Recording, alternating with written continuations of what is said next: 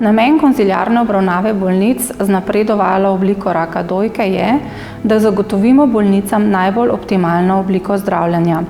Zato potrebujemo podatke o bioloških značilnostih tumorja in oceno obsežnosti bolezni. Na tako imenovanem predoperativnem konziliju je prisoten tudi radiolog, ki v pregledu slikovne dokumentacije oceni obsežnost bolezni, tako v prizadeti dojki, kot tudi eventualno prisotnost patoloških sprememb po drugi dojki.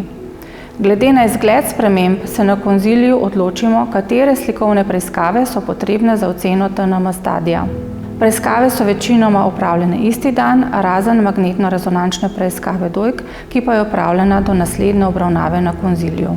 Bolnica nato takoj opravi slikovno diagnostiko dojk, na primer tomosintezo ali kontrastno mamografijo in CT preiskavo vratu, prsnega koša in trebuha z uporabo kontrastnega sredstva.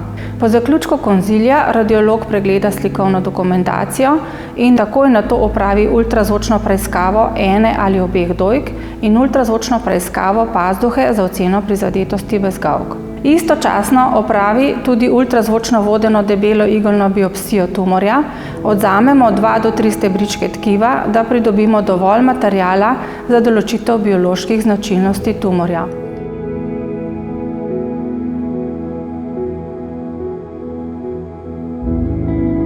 Po potrebi centralno v tumor vstavimo marker. V primeru ultrazvočno vidnih patoloških bezgavk v pazduhi opravimo tudi ultrazvočno citološko punkcijo le-teh. Na koncu radiolog povzame vse opravljene preiskave in oceni obsežnost patoloških sprememb.